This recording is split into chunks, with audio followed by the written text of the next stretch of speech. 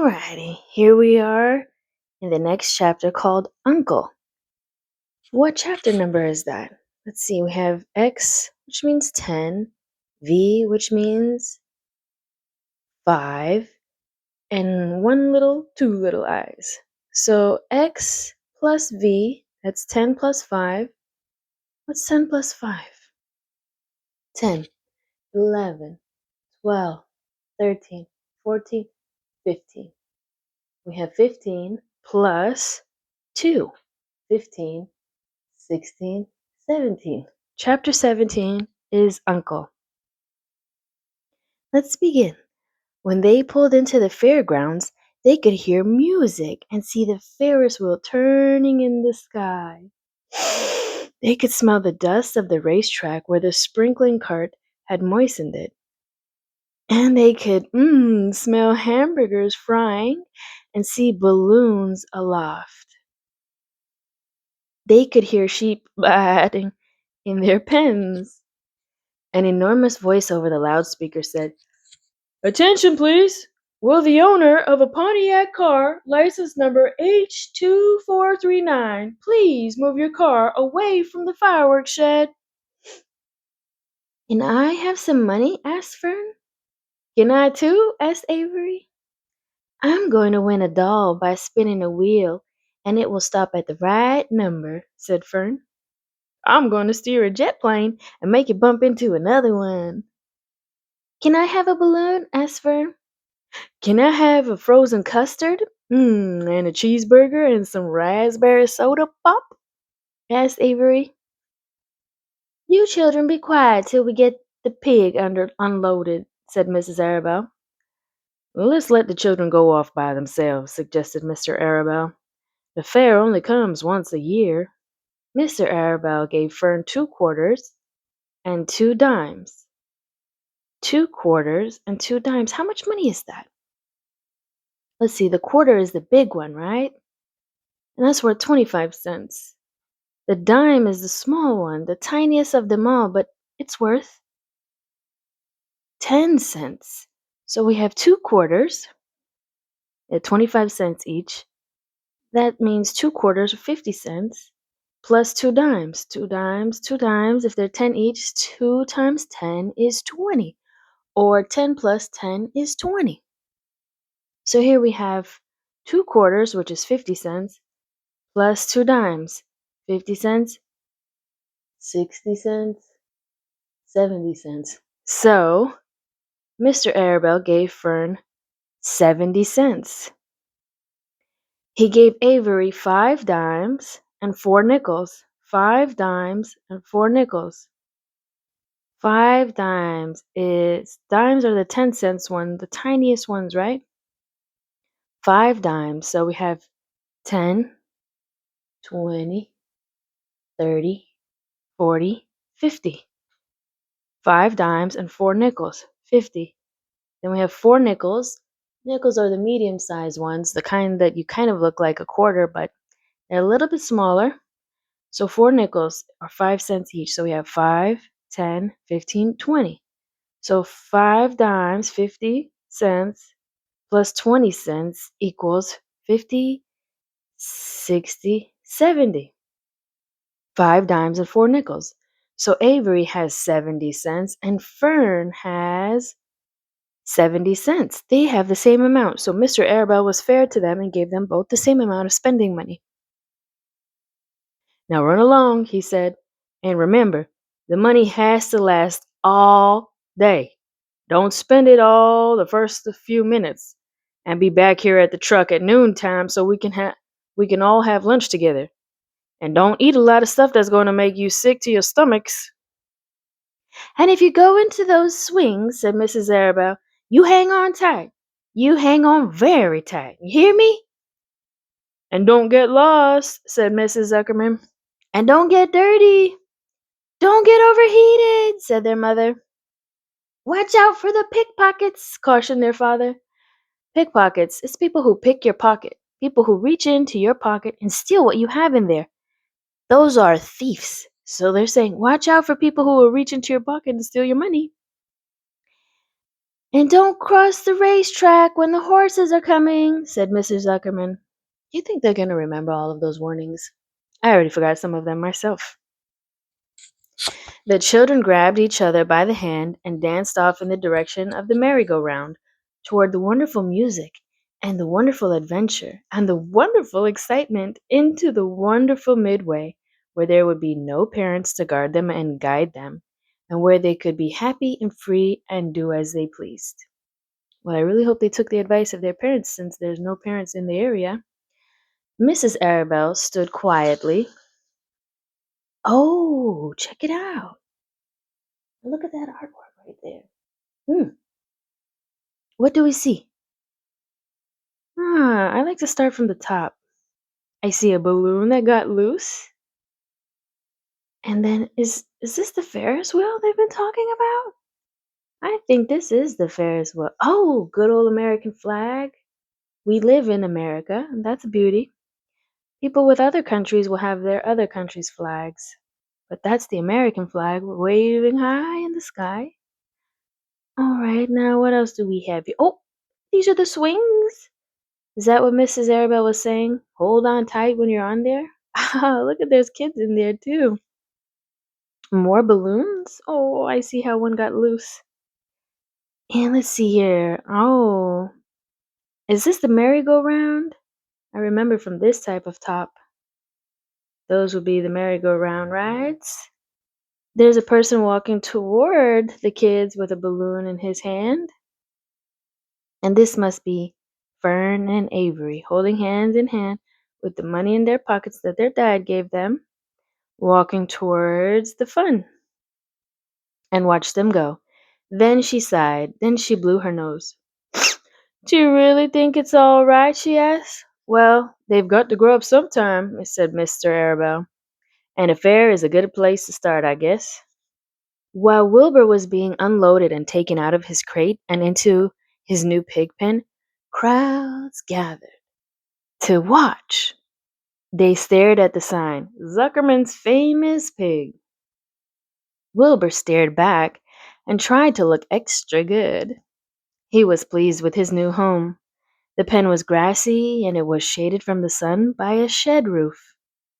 Charlotte, watching her chance, scrambled out of the crate and climbed up a post to the underside of the roof. Nobody noticed her. Templeton, not wishing to come out in broad daylight, stayed quietly under the straw at the bottom of the crate. Mr. Zuckerman poured some skim milk into Wilbur's trough. Trough is the bowl, basically, that Wilbur's dinner plate, we'll call it that. Pitched clean straw into his pen, and then he and Mrs. Zuckerman and the Arabelles walked away toward the cattle barn to look at purebred cows, and to see the sights. To see the sights, it means things to look at. Just take a look around and see what they see. Have you ever gone to the mall and saw the sights? Meaning you took a look around and, oh, they've got some cool things around here. Ooh, what's that over there? That's what we mean by see the sights. Mr. Zuckerman particularly wanted to look at tractors. That's farm equipment.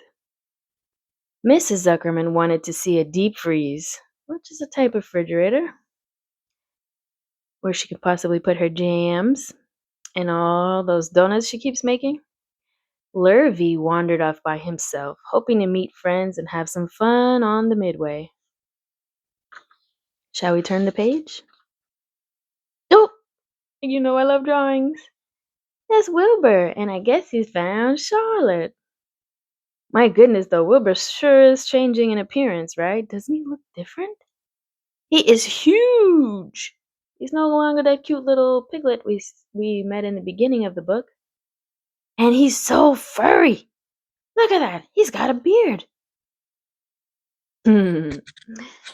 As soon as the people were gone, Charlotte spoke to Wilbur.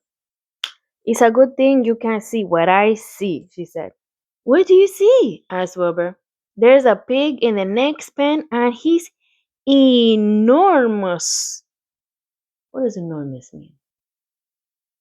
You know, it means huge. I'm afraid he's much bigger than you are. Maybe he's older than I am and has had more time to grow, suggested Wilbur. Tears began to come to his eyes. I'll drop down and have a closer look, Charlotte said. Then she crawled along a beam till she was directly over the next pen. She let herself down on a drag line until she hung in the air just in front of the big pig's snout. May I have your name? She asked politely. The pig stared at her. No name, he said in a big, hearty voice. Just call me Uncle. Very well, Uncle, replied Charlotte. What is the date of your birth? Are you a spring pig? Sure, I'm a spring pig, replied Uncle. What did you think I was? A spring chicken? That's a good one, eh, sister? Mildly funny, said Charlotte. Mildly is midway, medium. Have you ever had mild hot sauce? It means it's not so spicy. Mildly funny, said Charlotte. I've heard of funnier ones, though. Glad to have met you, and now I must be going. She ascended slowly. Ascended means going back up. And returned to Wilbur's pen. He claims he's a spring pig, reported Charlotte. And perhaps he is. One thing is certain, he has a most unattractive personality. He is too familiar, too noisy, and he cracks weak jokes. Also, he's not anywhere near as clean as you are, nor as pleasant. I took quite a dislike to him in our brief interview. He's going to be a hard pig to beat, though, Wilbur, on account of his size and weight, but with me helping you, it can be done. When are you going to spin a web? Asked Wilbur. This afternoon, late if I'm not too tired, said Charlotte. The least thing tires me these days. I don't seem to have the energy I once had. My age, I guess. Wilbur looked at his friend. She looked rather swollen and seemed listless. I'm awfully sorry to hear that you're feeling poorly, Charlotte, he said. Perhaps if you spin a web and catch a couple of flies, you'll feel better. Perhaps, she said wearily. But I feel like the end of a long day. Clinging upside down to the ceiling, she settled down for a nap, leaving Wilbur very much worried. All morning, people wandered past Wilbur's pen. Dozens and dozens of strangers stopped to stare at him and to admire his silky white coat, his curly tail, his kind and radiant expression. Then they would move on to the next pen, where the bigger pig lay. Wilbur heard several people make favorable remarks about Uncle's great size. He couldn't help overhearing these remarks, and he couldn't help worrying. And now, with Charlotte not feeling well, he thought, oh dear.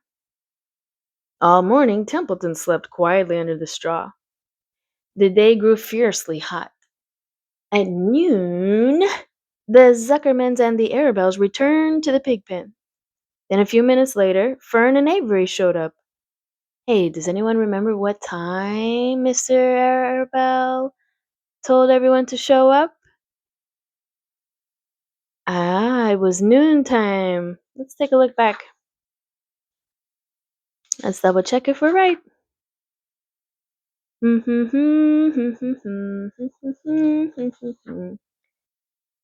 Noontime. Don't spend it all the first few minutes and be back here at the truck at noontime so we can all have lunch together.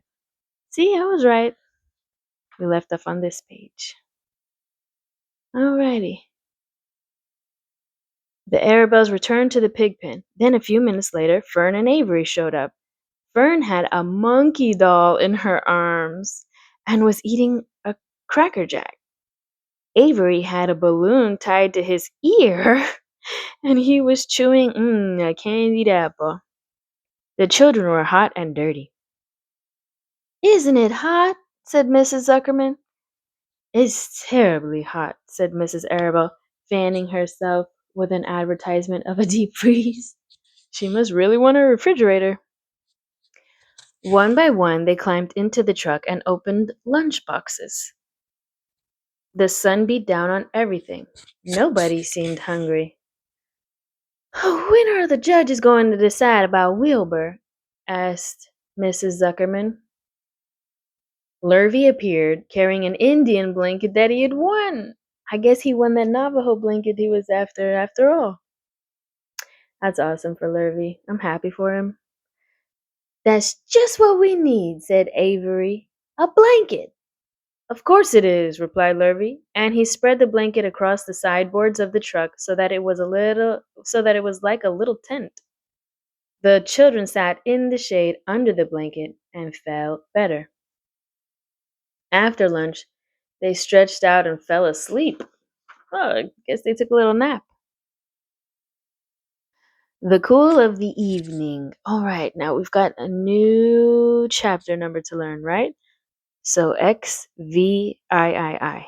X is 10, V is 5, and each one of these little I's is a 1 value. So this is just something you will learn more about, I'm sure, in school, but I'm just giving you a heads up because we're seeing it on the page, and why not learn something new while we can, right? Okay, so we have 10, which is the X, 5, which is the V. So 10 plus 5 is 10 plus 5. So we start off with 10, 11, 12, 13, 14, 15. So the X plus the V is 15. Then we have three little I's. So we've got 15 right here, then 16, 17, 18. We must be in chapter 18 out of 22. Oh my, we're almost at the end of the story. What's going to happen? Do you know? Can you tell? Have you read this book before? Let's begin. The cool of the evening. In the cool of the evening, when shadows darkened the fairgrounds, Templeton crept from the crate and looked around. Wilbur lay asleep in the straw. Charlotte was building a web. Templeton's keen nose detected many fine smells in the air. The rat was hungry and thirsty. He decided to go exploring. Without saying anything to anybody, he started off. Bring me back a word, Charlotte called after him. I shall be writing I shall be writing tonight for the last time. For the last time? What is Charlotte talking about? Where is she going? The rat mumbled something to himself and disappeared in the shadows. Into the shadows. He did not like being treated like a messenger boy. I don't blame him. Charlotte never said please. After the heat of the day, the evening came as a welcome relief to all. That means when the sun went away, it started to be less hot, and everyone was happy for it. The Ferris wheel was lighted now. It went around and round in the sky and seemed twice as high as by day. There were lights on the midway, and you could hear the crackle of the gambling machines and the music of the merry-go-round and the voice of the man in the Beano booth calling numbers. I don't know what a Beano booth is, but it sounds like a fun game. The children felt refreshed after their nap. Fern met her friend Henry Fusey, who we've been hearing about, and he invited her to ride with him in the Ferris wheel. He even bought a ticket for her, so it didn't cost her anything. Oh, how sweet. When Mrs. Arable happened to look up in the starry sky and saw her little daughter sitting with Henry Fusey and going higher and higher into the air, she saw how happy Fern looked. She just shook her head. My, she said. Henry Fusey. Think of that. This looks like garbage on the floor, maybe a magazine or a newspaper. So, Templeton kept out of sight. In the tall grass behind the cattle barn, he found a folded newspaper. Inside it were leftovers from somebody's lunch, a deviled ham sandwich and a piece of Swiss cheese, part of a hard-boiled egg, and the core of a wormy apple. Ugh. The rat crawled in and ate everything. How could he fit all that into his tiny belly, I wonder? Then he tore a word out of the paper, rolled it up, and started back to Wilbur's pen. Charlotte had her web almost finished when Templeton returned carrying the newspaper clipping. She had left a space in the middle of the web. At this hour, no people were around the pig pen, so the rat and the spider and the pig were by themselves. I hope you brought a good one, Charlotte said. It is the last word I shall ever write. Here, said Templeton, unrolling the paper. What does it say? Asked Charlotte. You'll have to read it for me. Whoa, something's going on with Charlotte. She used to be able to read. Hmm. He says, oh, it's the rat talking, so we have to change from Charlotte to Templeton. It says humble, replied the rat. Humble, said Charlotte. Humble has two meanings. It means not proud and it means near the ground. That's Wilbur all over. He's not proud and he's near the ground. Well, I hope you're satisfied, sneered the rat. Sneered. Just like that kind of sound. Sneered the rat. I'm not going to spend all my time fetching and carrying. I came to this fair to enjoy myself, not to deliver papers. Ah, you've been very helpful, Charlotte said. Run along. If you want to see more of the fair. The rat grinned. I'm going to make a night of it, he said.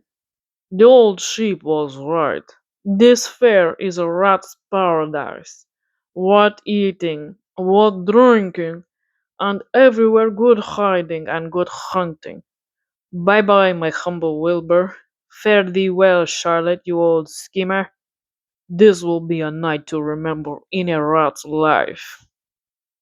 So if we remember, Templeton didn't even want to go to the fair until the goose said all the wonderful things that he would enjoy. Now he's having the time of his life and he's so excited. Sometimes we have to just give new experiences a chance, right?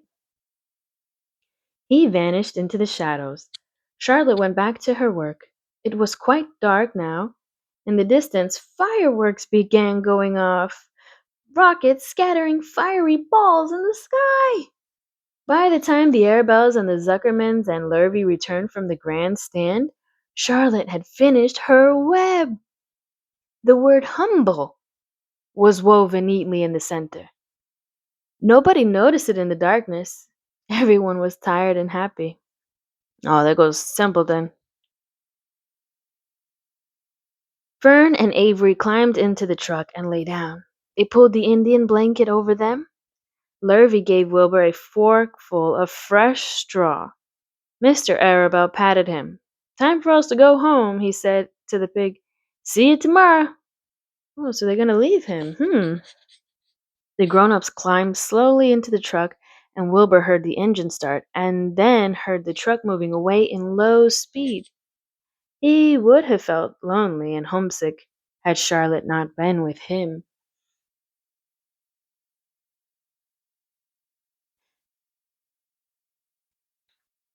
He never felt lonely when she was near.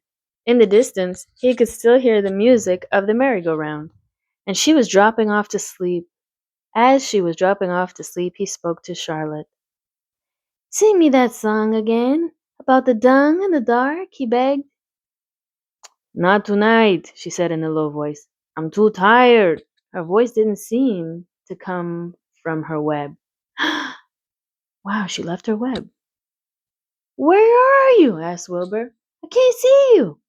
Are you on your web? I'm back here, she answered. Up in this back corner. Why aren't you on your web? Asked Wilbur. You almost never leave your web. I've left it tonight, she said. Wilbur closed his eyes.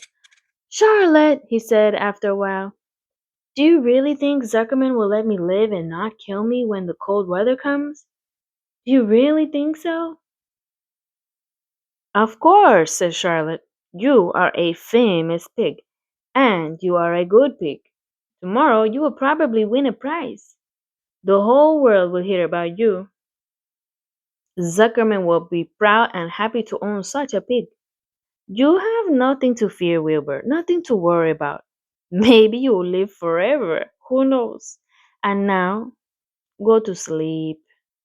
For a while, there was no sound. Then Wilbur's voice. What are you doing up there, Charlotte? Oh, making something, she said. Making something as usual. Is it something for me? Asked Wilbur. No, said Charlotte. It is something for me, for a change. Please tell me what it is, begged Wilbur. I'll tell you in the morning, she said. When the first light comes into the sky and the sparrows stir and the cows rattle their chains, when the rooster crows and the stars fade, when early cars whisper along the highway, you look up here and I'll show you something. I will show you my masterpiece. What's a masterpiece? It's a great work of art, something beautiful. Masterpiece. Have you ever made a card for your mom or your dad and thought, man, this is so lovely? This is a masterpiece. Before she finished the sentence, Wilbur was asleep. She could tell by the sound of his breathing that he was sleeping peacefully, deep in the straw. Miles away, at the Arabelle's house, the men sat around the kitchen table, eating a dish of canned peaches and talking over the events of the day. Upstairs, Avery was already in bed and asleep. Mrs. Arabelle was tucking Fern into bed. I wonder, did they even take showers after they played all day long in the dusty old fair? Anyway. Did you have a good time at the fair? She asked as she kissed her daughter. Fern nodded. I had the best time I have ever had anywhere or any time in all of my whole life. Well, said Mrs. Arabelle, isn't that nice? We're into the next chapter, the egg sack. This is 10, and this is 10, right? We know the x's are 10s. The I in the middle is 1. So the tricky thing here is this is 10 plus 10 minus 1. So 10 plus 10 is 20, minus 1 is 19. So this is chapter 19, and we're just having fun learning Roman numerals because they're right here on the page. Why not? So chapter 19 out of 22, the egg sack. Next morning, when the first light came into the sky and the sparrows stirred in the trees, when the cows rattled their chains and the rooster crowed, and the early automobiles went whispering along the road, Wilbur awoke and looked for Charlotte. He saw her up overhead in a corner near the back of his pen. She was very quiet. Her 8 legs were spread wide. She seemed to have shrunk during the night. Next to her, attached to the ceiling, Wilbur saw a curious object. It was a sort of sack or cocoon. Cocoon is what caterpillars wrap themselves into before they break out and become butterflies. That's what a sack or cocoon is. It was peach colored and looked as though it were made of cotton candy. Are you awake, Charlotte? He said softly. Yes, came the answer. What's in that nifty little thing? Did you make it? I did indeed, replied Charlotte in a weak voice. Is it a plaything? Plaything? I should say not. It is my egg sack, my magnum opus. I guess that's the technical term for egg sack. Now you know, when you look at a spider's egg sack, it looks like this ball of cotton candy. It's a magnum opus. I don't know what a magnum opus is, said Wilbur. That's Latin, explained Charlotte. Latin is a type of language, an old language, explained Charlotte. It means great work. This egg sack is my great work, the finest thing I have ever made. What's inside it? Asked Wilbur. Eggs? 514 of them, she replied. 514? said Wilbur. You're kidding. No, I'm not. I counted them. I just started counting, so I kept on, just to keep my mind occupied. Occupied means busy. It's a perfectly beautiful egg sack, said Wilbur, feeling as happy as though he had constructed it himself. Yes, it is pretty, replied Charlotte, patting the sack with her two front legs. Anyway, I can guarantee that it is strong. It's made out of the toughest material I have. It is also waterproof. The eggs are inside and will be warm and dry. Charlotte, said Wilbur dreamily, are you really going to have 514 children? If nothing happens, yes, she said. Of course, they won't show up till next spring. Well, that's a long time to wait, huh? Wilbur noticed that Charlotte's voice sounded sad. What makes you sound so downhearted? I should think you should be terribly happy about this. Ah, don't pay any attention to me, said Charlotte. I just don't have much pep anymore. Energy, pep. I just don't have much pep anymore. I guess I feel sad because I won't ever see my children. What do you mean you won't see your children? Of course you will. We'll all see them. It's going to be simply wonderful next spring in the barn cellar with 514 baby spiders running around all over the place. And the geese will have a new set of goslings, and the sheep will have their new lambs. Maybe, said Charlotte quietly. However, I have a feeling I'm not going to see the results of last night's efforts. I don't feel good at all. I think I'm languishing, to tell you the truth. Languishing. Ask your mom, what's languishing? Ask your dad, what's languishing? Wilbur, sounds like means to be sick. Wilbur didn't understand the word languish. Ah, here we go. And he hated to bother Charlotte by asking her to explain. But he was so worried he felt he had to ask. What does languishing mean? It means I'm slowing up, feeling my age. I am not young anymore, Wilbur. But I don't want you to worry about me. This is your big day today. Look at my web. Doesn't it show up well with the dew on it? Charlotte's web never looked more beautiful than it looked this morning. Each strand held dozens of bright drops of early morning dew. The light from the east struck it and made it all plain and clear. It was a perfect piece of designing and building. In another hour or two, a steady stream of people would pass by, admiring it and reading it and looking at Wilbur and marveling at the miracle. As Wilbur was studying the web, a pair of whiskers and a sharp face appeared. Slowly, Templeton dragged himself across the pen and threw himself down in a corner. "I'm back," he said in a husky voice. "Whew, what a night!" The rat was swollen to twice his normal size. His stomach was as big around as a jelly jar. Look at him. He stuffed his face last night.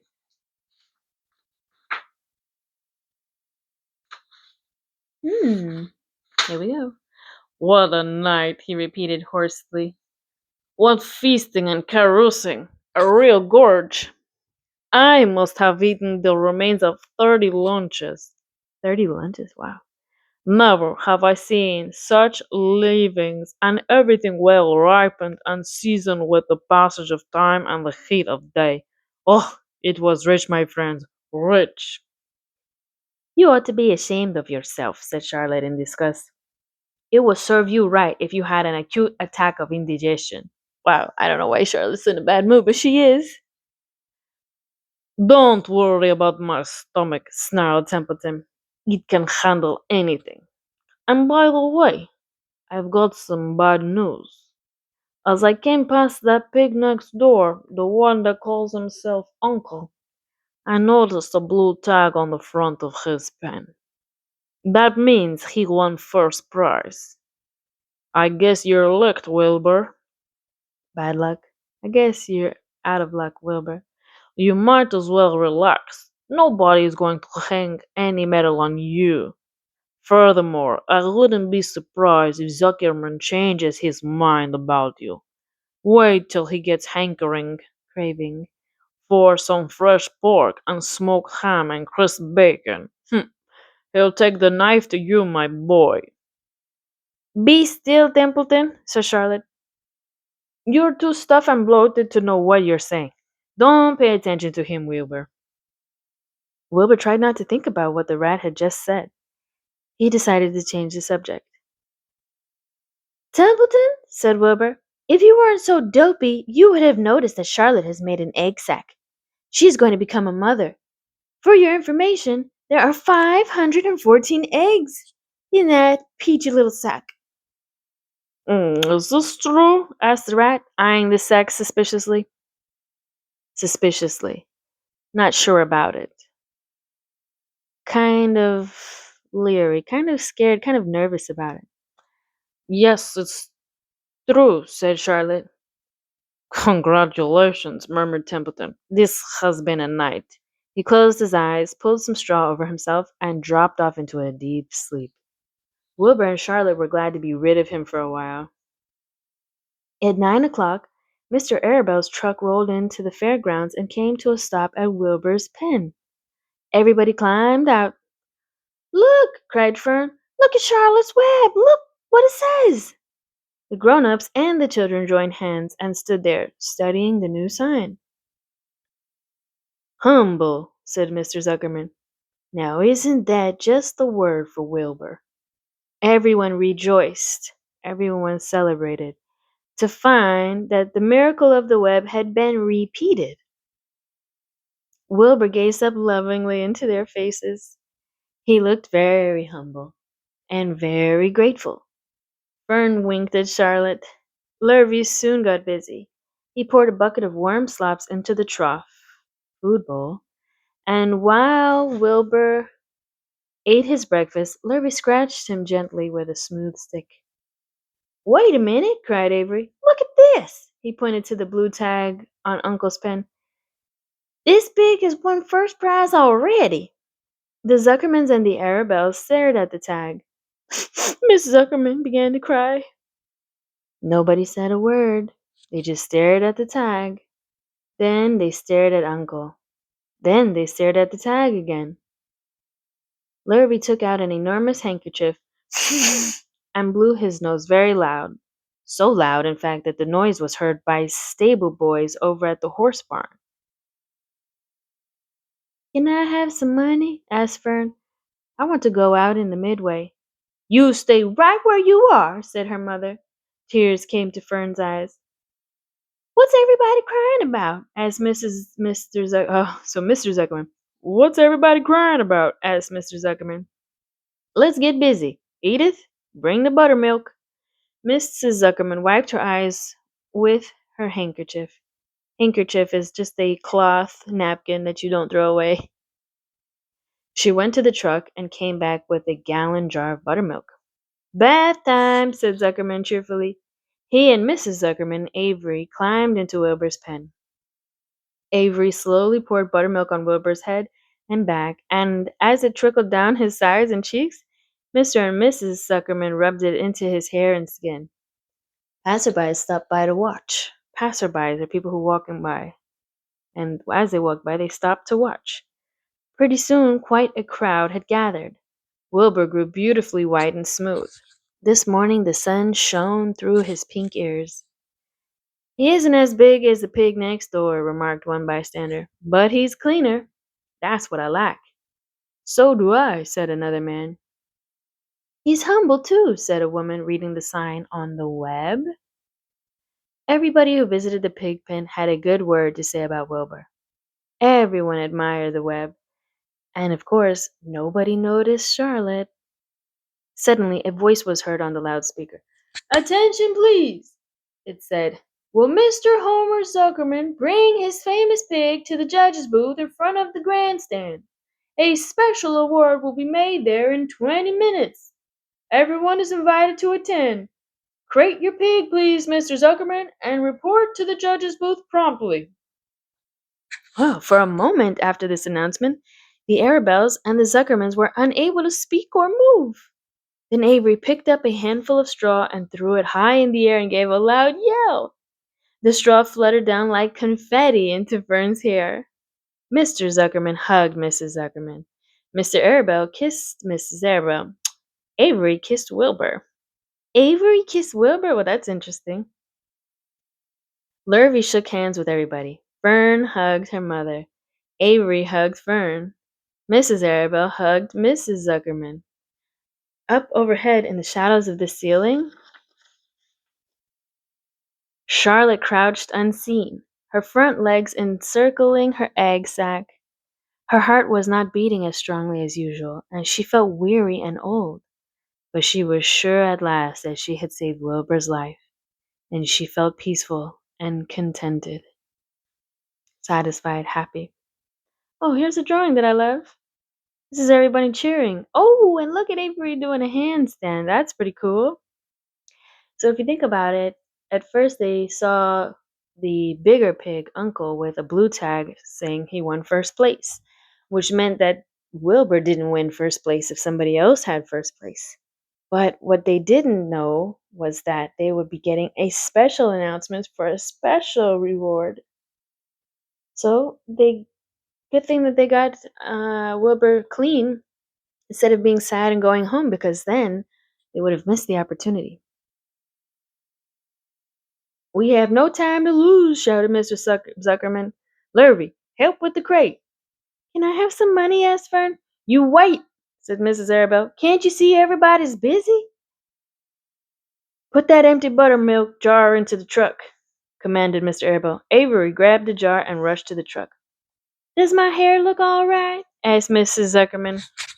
"Looks fine," snapped Mr. Zuckerman, as he and Lurvy set the crate down in front of Wilbur. "You didn't even look at my hair," said Mrs. Zuckerman. "You're all right, Edith," said Mrs. Arabelle. "Just keep calm." Templeton, asleep in the straw, heard the commotion and awoke. He didn't know exactly what was going on, but when he saw the men shoving Wilbur into the crate, he made up his mind to go along. He watched his chance, and when no one was looking, he crept into the crate and buried himself in the straw at the bottom.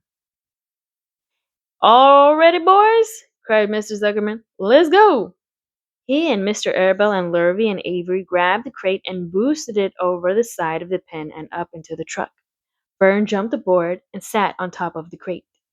She still had straw in her hair and looked very pretty and excited. Mr. Arabelle started the motor. Everyone climbed in, and off they drove to the judge's booth in front of the grandstand. As they passed the Ferris wheel, Fern gazed up at it and wished she were in the topmost car with Henry Fusey at her side. I guess she may like this Henry Fusey boy. The hour of triumph, victory, of reward. Triumph kind of sounds like trophy, and they're related because once you triumph, you get the reward of perhaps a trophy. This is 10 and 10, chapter 10 plus 10. 10 plus 10 is 10, 11, 12, 13, 14, 15, 16, 17, 18, 19, 20. I don't know why this finger doesn't go out like the rest, but you know what I mean. 20, chapter 20. We're almost at the end. We only have 2 more chapters after this. "Special announcement," said the loudspeaker in a pompous voice. "The management of the fair takes great pleasure in presenting Mr. Homer L. Zuckerman and his famous pig. The truck bearing this extraordinary animal is now approaching the infield. Kindly stand back and give the truck room to proceed. In a few moments, the pig will be unloaded in the special judging ring in front of the grandstand, where a special award will be made. Will the crowd please make way and let the truck pass? Thank you." Wilbur trembled when he heard this speech. He felt happy, but dizzy. The truck crept along slowly in low speed. Crowds of people surrounded it, and Mr. Arabelle had to drive very carefully in order not to run over anybody. At last he managed to reach the judge's stand. Avery jumped out and lowered the tailgate. Tailgate is the back part of the truck.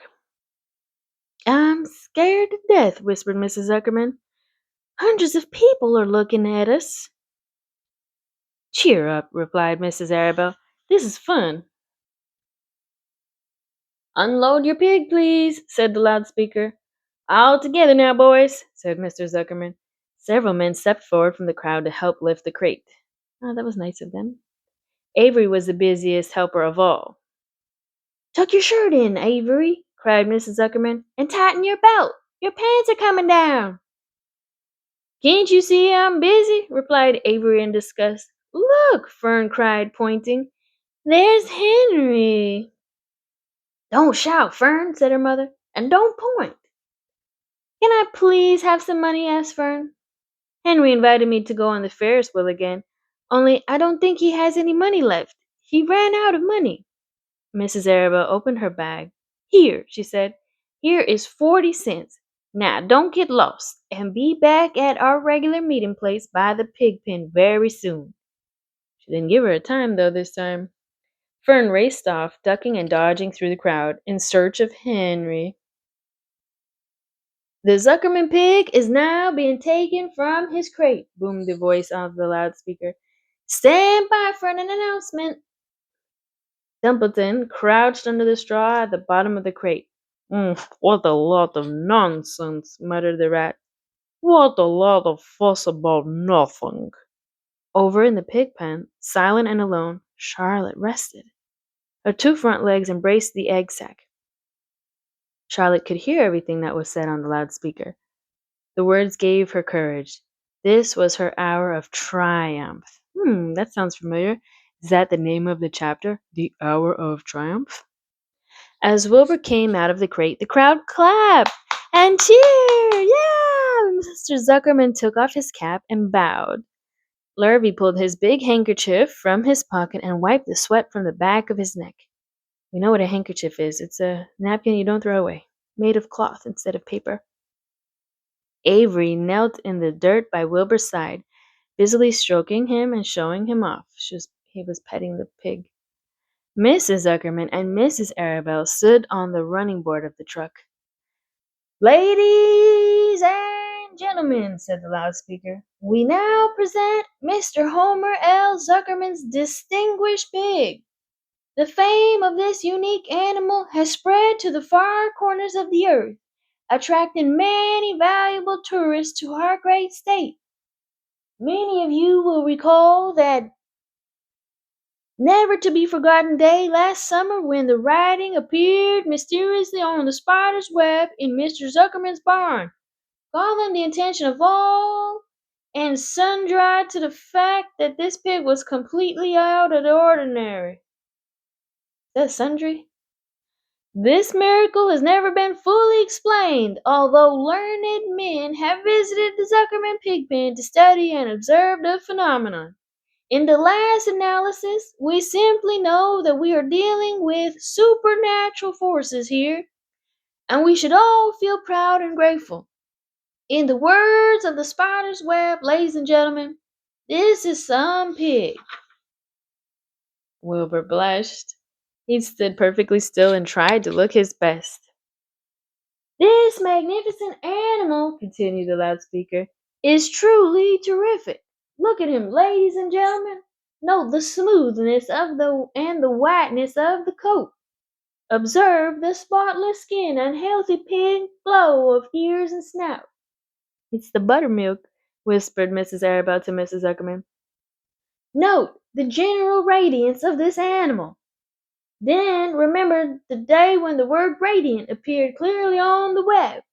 Whence came this mysterious writing? Whence means from where. Whence came this mysterious writing? Not from the spider, we can rest assured of that. Spiders are very clever at weaving their webs, but needless to say, spiders cannot write. Well, we know that's not right. At least in this imaginary story.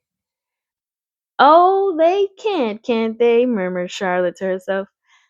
Ladies and gentlemen, continued the loudspeaker, I must not take any more of your valuable time.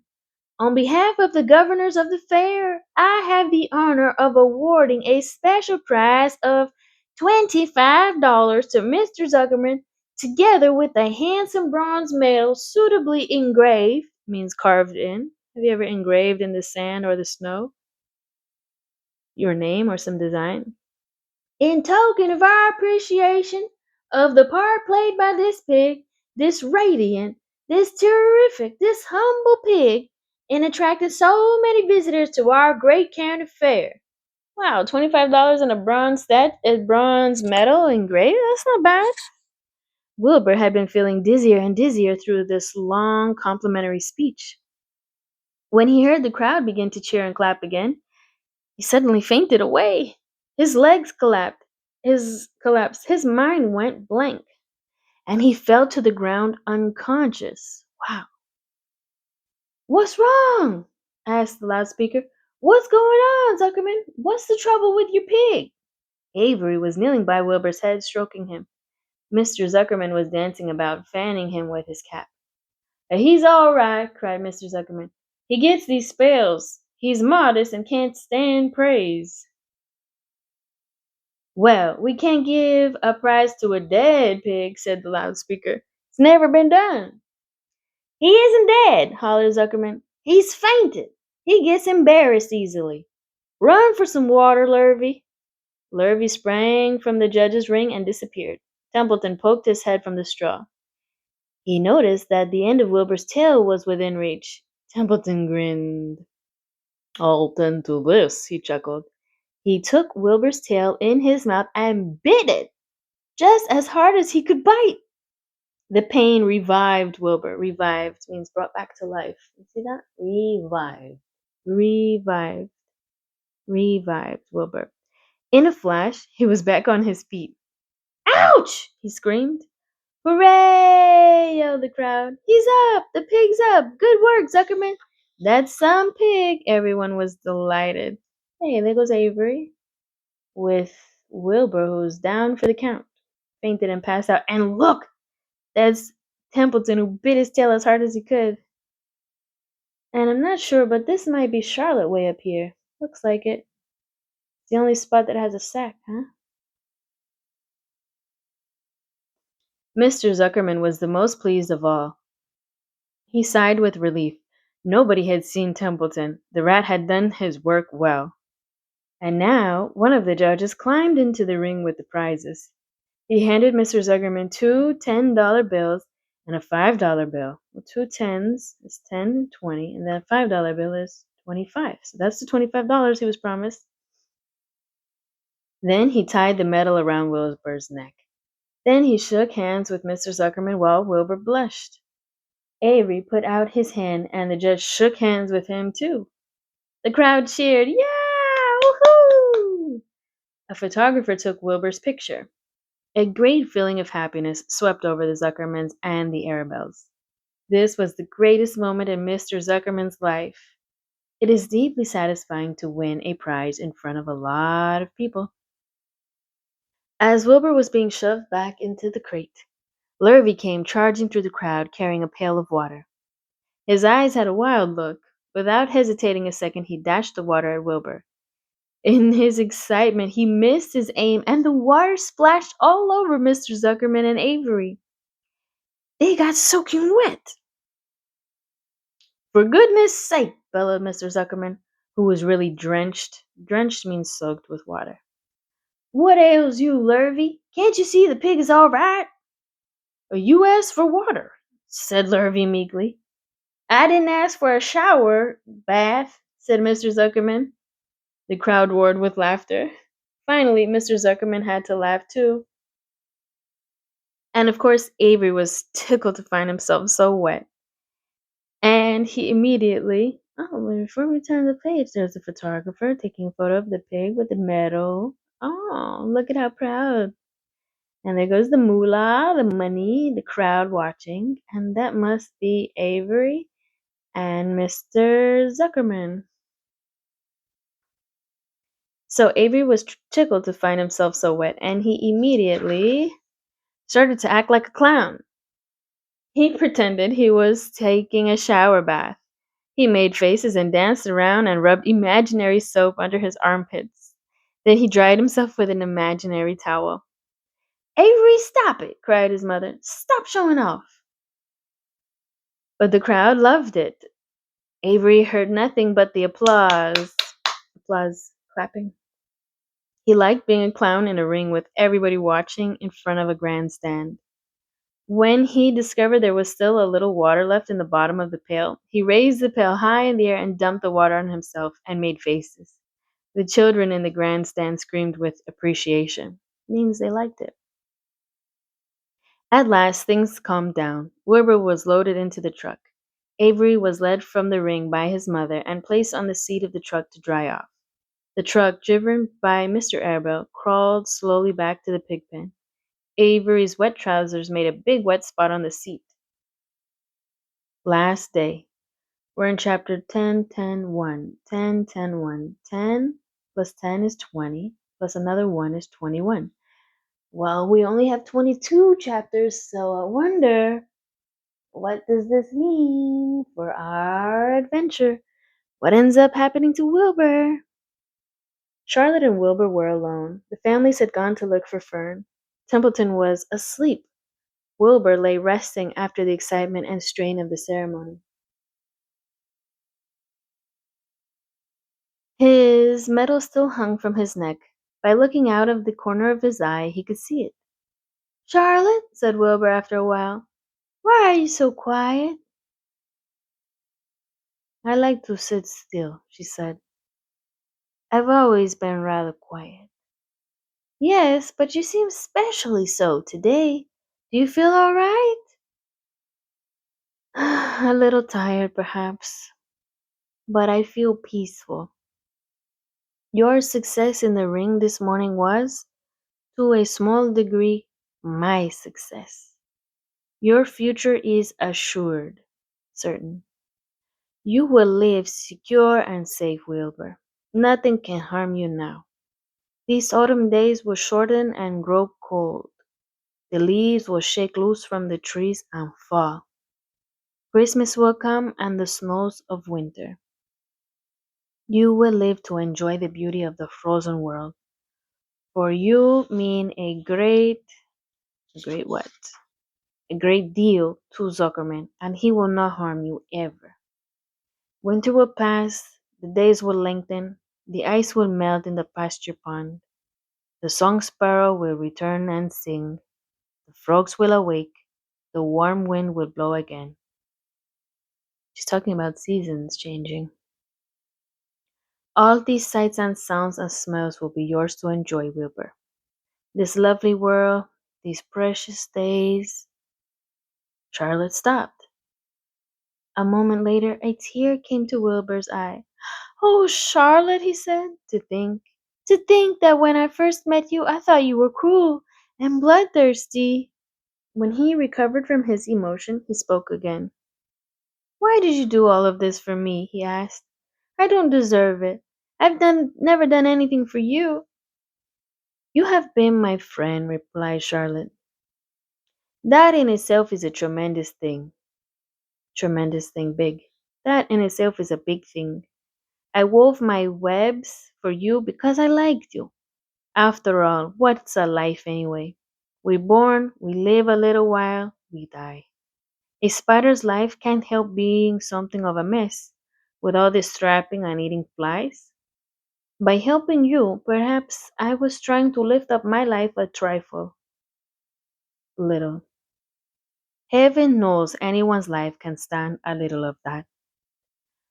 Well, said Wilbur, I'm not good at making speeches. I haven't got your gift of word for words. But you have saved me, Charlotte, and I would gladly give my life for you. I really would. I'm sure you would. And I thank you for your generous sentiments. Sentiments means feelings. Kind of sound like cinnamon, which is something tasty, but sentiments are feelings that you can't taste. Charlotte, said Wilbur, we're all going home today. The fair is almost over. Won't it be wonderful to be back home in the barn cellar again with the sheep and the geese? Aren't you anxious to get home? For a moment Charlotte said nothing. Then she spoke in a voice so low Wilbur could hardly hear the words. I will not be going back to the barn, she said. Wilbur leapt to his feet. Not going back, he cried. Charlotte, what are you talking about? I'm done for, she replied. In a day or two, I'll be dead. I haven't even strength enough to climb down into the crate. I doubt if I have enough silk in my spinnerets to lower me to the ground. Hearing this, Wilbur threw himself down in an agony of pain and sorrow. Great sobs racked his body. He heaved and grunted with desolation. It means he was really sad and troubled. Charlotte, he moaned. Charlotte, my true friend. Come now, let's not make a scene, said the spider. Be quiet. Stop thrashing about. But I can't stand it, shouted Wilbur. I won't leave you here alone to die. If you're going to stay here, I shall stay too. Don't be ridiculous, said Charlotte. You can't stay here. Zuckerman and Lurvy and John Arabelle and the others will be back any minute now, and they'll shove you into the crate, and away you will go. Besides, it wouldn't make any sense for you to stay. There would be no one to feed you. The fairgrounds will soon be empty and deserted. Deserted is not what you eat for ice cream. It's deserted means no one's there. Not dessert, but deserted. No one around. Wilbur was in a panic. He raced round and round the pen. Suddenly he had an idea. He thought of the egg sack and the 514 little spiders that would hatch in the spring. If Charlotte herself was unable to go home to the barn, at least he must take her children along. Wilbur rushed to the front of his pen. He put his front feet up on the top of the board and gazed around. In the distance he saw the Arabelles and the Zuckermans approaching. He knew he would have to act quickly. Where's Templeton? He demanded. He's in that corner under the straw, asleep, said Charlotte. Wilbur rushed over, pushed his strong snout under the rat, and tossed him into the air. Templeton! Screamed Wilbur. Pay attention! The rat, surprised out of a sound sleep, looked first with daze, then disgusted. What kind of monkey shine is this? He growled. Can't a rat catch a wink of sleep without being rudely popped into the air? Listen to me, cried Wilbur. Charlotte's very ill. She has only a short time to live. She cannot accompany us home. That must be the sound of the Arabelles coming up to get Wilbur. She cannot accompany us home because of her condition. Therefore, it is absolutely necessary that I take her eggs sack with me. I can't reach it, and I can't climb. You're the only one that can get it. There's not a second to be lost. The people are coming. They'll be here in no time. Please, please, please, Templeton, climb up and get the egg sack. The rat yawned. He straightened his whiskers. Then he looked up at the egg sack. So? He said in disgust. So, it's old Templeton to the rescue again, is it? Templeton, do this. Templeton, do that. Templeton, please run down to the dump and get me a magazine clipping.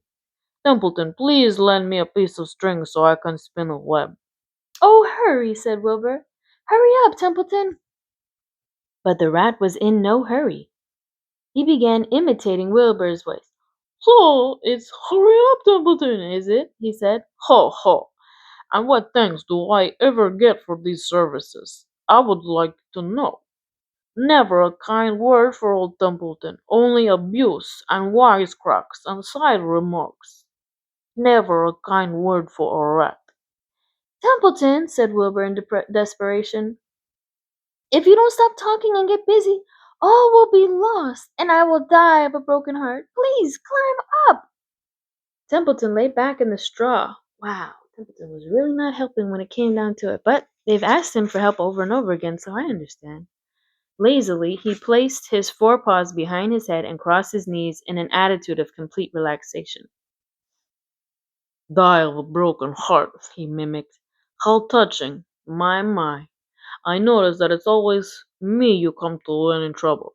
But I've never heard of anyone's heart breaking on my account. Oh no. Who cares anything about old Templeton? Get up! Screamed Wilbur. Stop acting like a spoiled child. Templeton grinned and lay still. Who made a trip after trip to the dump? Who? He asked. Why, it was old Templeton. Who saved Charlotte's life by scaring that Arabelle boy away with a rotten goose egg? Bless my soul, I believe it was old Templeton. Who bit your tail and got you back on your feet this morning after you had fainted in front of the crowd? Old Templeton. Has it ever occurred to you that I'm sick of running errands and doing favors? What do you think I am anyway? A rat of all work? Wilbur was desperate. The people were coming, and the rat was failing him. Suddenly he remembered Templeton's fondness for food. Templeton, he said, I will make you a solemn promise. Honest promise. Get Charlotte's egg sack for me, and from now on I will let you eat first when Lurvy slaps me, gives me food. I will let you have your choice of everything in the trough, and I won't touch a thing until you're through. The rat sat up. You mean that? He said. I promise. I cross my heart. All right, it's a deal, Said the rat. He walked to the wall and started to climb. His stomach was still swollen from last night's gorge. Look at that fat rat right there. Groaning and complaining, he pulled himself slowly to the ceiling. He crept along till he reached the egg sack. Charlotte moved aside for him. She was dying, but she still had strength enough to move a little. Then Templeton bared his long, ugly teeth and began snipping the threads, like scissors, snipping, that fastened the sack to the ceiling. Fastened means glued, stuck the sack to the ceiling. Wilbur watched from below. Use extreme care, he said. I don't want a single one of those eggs harmed.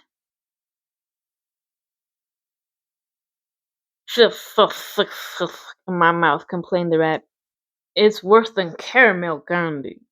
Well, Templeton worked away at the job and managed to cut the sack adrift and carry it to the ground. Cut the sack adrift, cut the sack loose, and carry it to the ground, where he dropped it in front of Wilbur. Wilbur heaved a great sigh of relief. Thank you, Templeton, he said. I will never forget this as long as I live. Neither will I, said the rat, picking his teeth. I feel as though I've eaten a spool of thread. Well, home we go. Templeton crept into the crate and buried himself in the straw.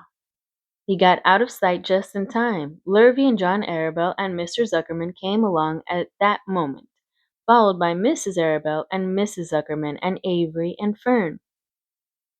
Wilbur had already decided how he would carry the egg sack. There was only one way possible.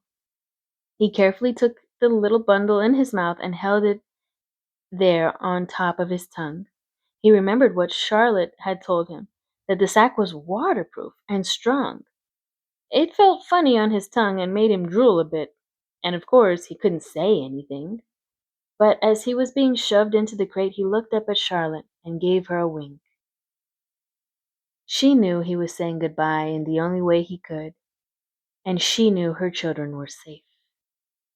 Goodbye, she whispered. Then she summoned all her strength and waved one of her front legs at him. She never moved again. Next day, as the Ferris wheel was being taken apart and the racehorses were being loaded into vans and the entertainers were packing up their belongings and driving away in their trailers, Charlotte died.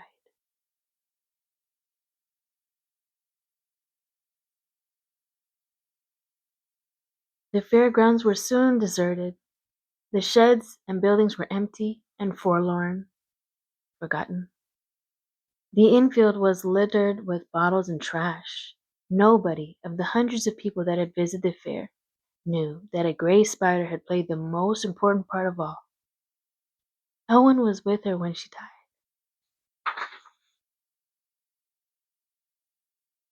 Try not to be so sad at this part, even though we're really gonna miss Charlotte.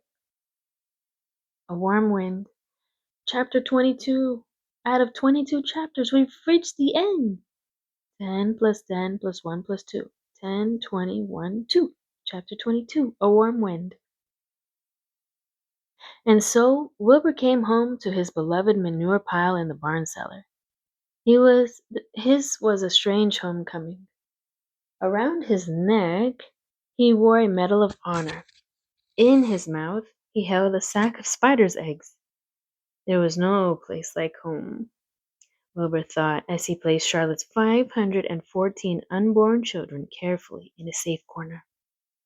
Hmm. Oh, the barn smelled good. His friends, the sheep and the geese, were glad to see him back.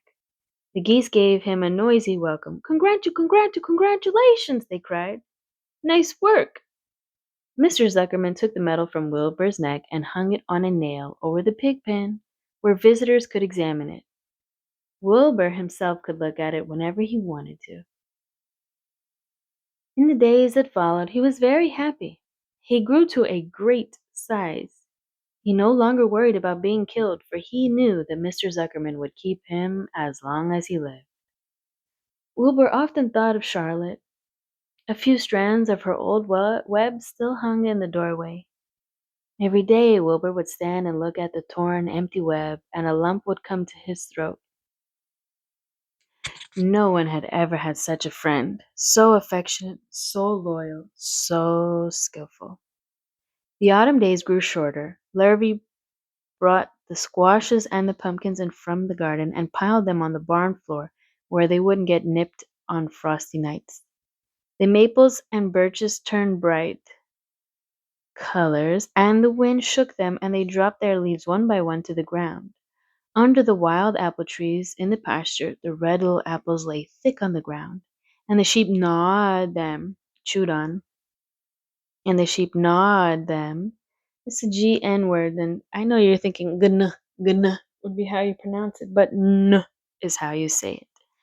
Gnawed them, and the geese gnawed them, and foxes came in the night and sniffed them.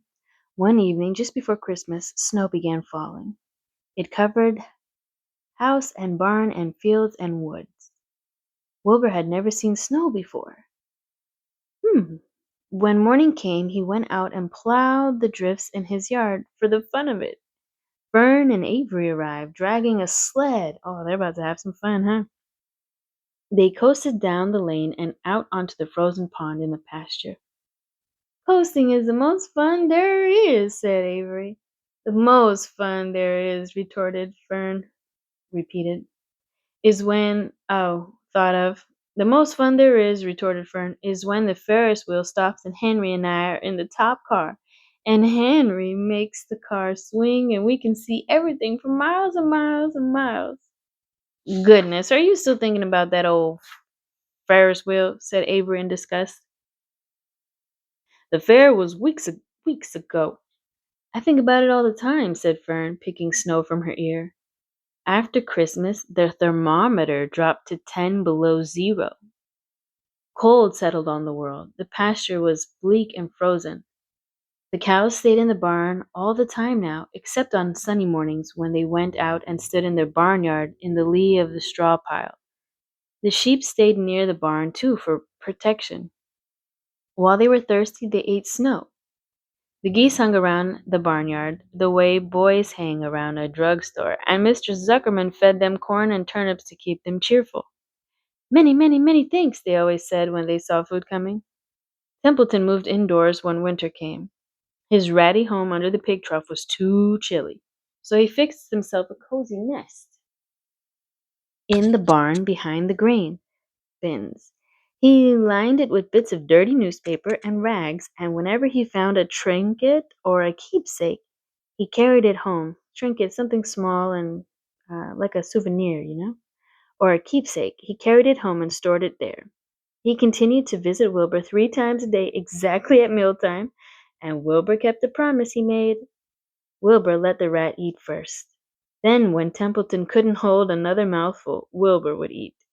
As a result of overeating, Templeton grew bigger and fatter than any rat you ever saw. He was gigantic. He was as big as a young woodchuck. The old sheep spoke to him about his size one day. You would live longer, said the old sheep, if you ate less. Look at how big that fat rat got to be.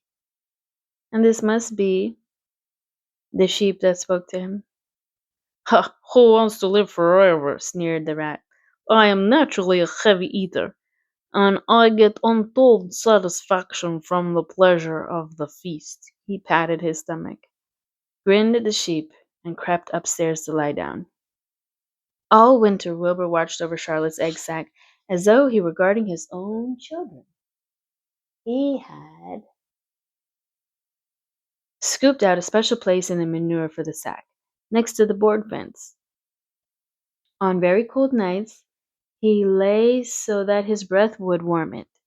For Wilbur, nothing in life was so important that this small round object. For Wilbur, nothing in life was so important as this small round object. Nothing else mattered. Patiently he waited the end of winter and the coming of the little spiders. Life is always a rich and steady time when you're waiting for something to happen or to hatch. The winter ended at last. I heard the frogs today, said the old sheep one evening. Listen, you can hear them now. Wilbur stood still and cocked his ears. From the pond, in shrill chorus, came the voices of hundreds of little frogs. Springtime, said the old sheep thoughtfully. Another spring. As she walked away, Wilbur saw a new lamb following her. It was only a few hours old. The snows melted and ran away. The streams and ditches bubbled and chattered with rushing water.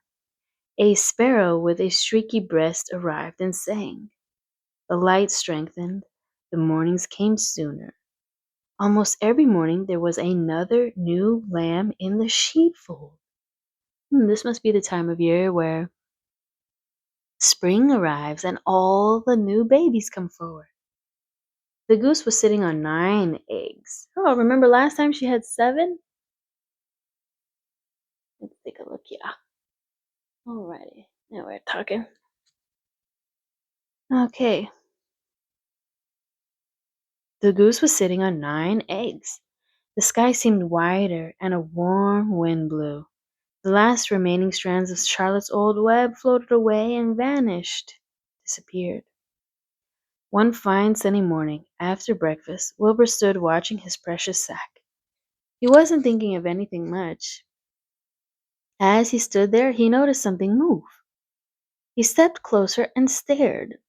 A tiny spider crawled from the sack. It was no bigger than a grain of sand, no bigger than the head of a pin.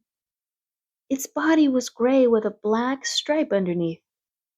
Its legs were gray and tan. It looked just like Charlotte. Wilbur trembled all over when he saw it. Trembled, shook. The little spider waved at him. Oh, then Wilbur looked more closely. 2 more little spiders crawled out and waved. They climbed round and round on the sack, exploring the new world. Then 3 more little spiders. Then 8. Then 10. Charlotte's children were here at last. Wilbur's heart pounded. He began to squeal. Then he raced in circles, kicking manure into the air. Then he turned a backflip. Then he planted his front feet and came to a stop in front of Charlotte's children. Hello there, he said. The first spider said hello, but its voice was so small Wilbur couldn't hear it.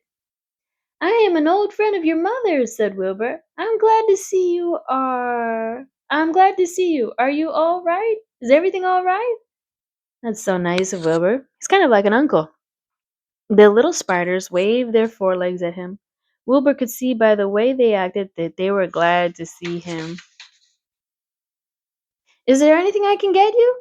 Is there anything you need? The young spiders just waved. For several days and several nights they crawled here and there, up and down, around and about, waving at Wilbur, trailing tiny drag lines behind them. Drag lines like that. and exploring their home.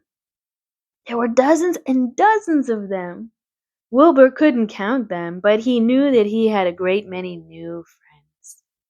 They grew quite rapidly. Soon each was as big as a BB shot. It's a bullet like that. They made tiny webs near the sack. Then came a quiet morning when Mr. Zuckerman opened a door on the north side. A warm draft of rising air blew softly through the barn cellar. The air smelled of the damp earth, of the spruce woods, and of the sweet springtime. The baby spiders felt the warm updraft. One spider climbed to the top of the fence. Then it did something that came as a great surprise to Wilbur. The spider stood on its head, pointed its spinnerets in the air, and let loose a cloud of fine silk. The silk formed a balloon. As Wilbur watched, the spider let go of the fence and rose into the air. Goodbye, it said as it sailed through the doorway. Wait a minute, screamed Wilbur. Where do you think you're going? But the spider was already out of sight. Then another baby spider crawled to the top of the fence, stood on its head, made a balloon, and sailed away. Then another spider, then another. The air was soon filled with tiny balloons, each balloon carrying a spider. Wilbur was frantic. Charlotte's babies were disappearing at a great rate. See them? They're just floating away like a parachute. Come back, children, he cried. Goodbye, they called. Goodbye, goodbye.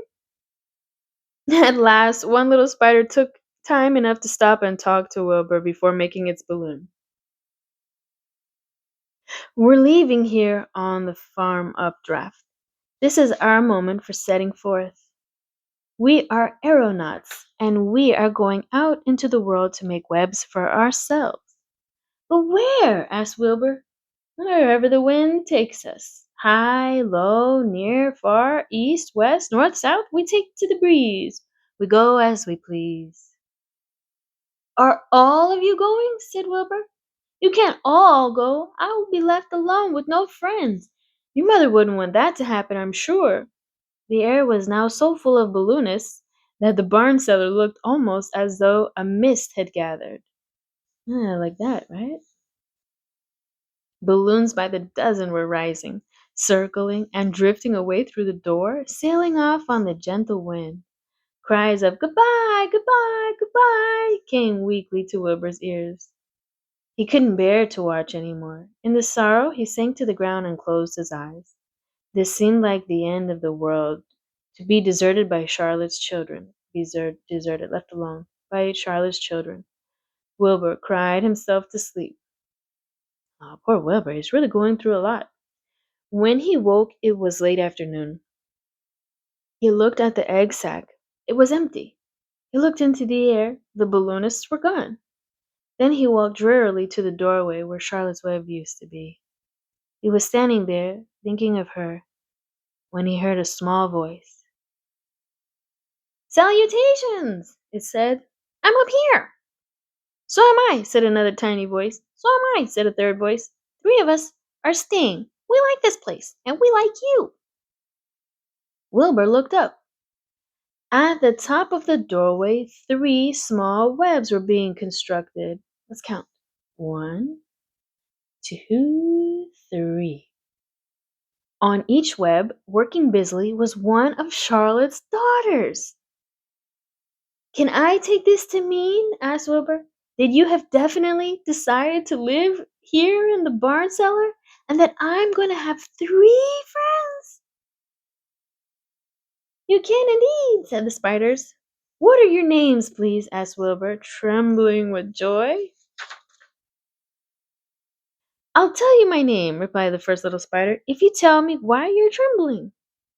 I'm trembling with joy, shaking with joy, said Wilbur. Then my name is Joy, said the first spider. What was my mother's middle initial? Asked the second spider. A, said Wilbur. Then my name is, Arania, said the spider. How about me? Asked the third spider. Will you just pick out a nice, sensible name for me? Something not too long, not too fancy, and not too dumb? Wilbur thought hard. Nellie? He suggested. Fine, I like that very much, said the third spider. You may call me Nellie. So, what are the three names that we have for Wilbur's new friends, who are Charlotte's daughters? First, we have Joy. Next, we have Arania. Then we have Nellie. You may call me Nellie, she daintily fastened her orb line to the next spoke of the web. Wilbur's heart brimmed with happiness. He felt that he should make a short speech on this very important occasion. Joy, Arania, Nellie, he began, welcome to the barn cellar. You have chosen a hallowed doorway from which to string your webs. Blessed, hallowed, sacred, very important doorway from which to string your webs. I think it is only fair to tell you that I was devoted to your mother. I owe my very life to her. She was brilliant, beautiful, and loyal to the end. I shall always treasure her memory. To you, her daughters, I pledge my friendship forever and ever. I pledge mine, said Joy. I do too, said Arania. And so do I, said Nellie, who had just managed to catch a small gnat. Yummy little bug. It was a happy day for Wilbur, and many more happy, tranquil days followed. Tranquil means relaxing, calm. As time went on, and the months and years came and went, he was never without friends. Fern did not come regularly to the barn anymore. She was growing up, and was careful to avoid childish things like sitting on a milk stool near a pig pen. But Charlotte's children and grandchildren and great grandchildren, year after year, lived in the doorway. Each spring there were new little spiders hatching out to take the place of the old. Most of them sailed away on their balloons, but always two or three stayed and sat up and set up housekeeping in the doorway. Mr. Zuckerman took fine care of Wilbur all the rest of his days, and the pig was often visited by friends and admirers, for nobody ever forgot the year of his triumph and the miracle of the web. Life in the barn was very good, night and day, winter and summer, spring and fall, dull days and bright days. It was the best place to be, thought Wilbur, this warm, delicious cellar with the garrulous geese, the changing seasons, the heat of the sun, the passage of swallows, the nearness of rats, the sameness of of sheep, the love of spiders, the smell of manure, and the glory of everything. Wilbur never forgot Charlotte. Although he loved her children and grandchildren dearly, none of the new spiders ever quite took her place in his heart. She was in a class by herself. It is not often that someone comes along who is a true friend and a great writer. Charlotte was both. Now help me say it together, everyone. The end. Wow, what an awesome story! That was so much fun. Wow. I laughed, I cried, I laughed and I cried again. Tune in next time for our next chance to read together. Won't you join me next time?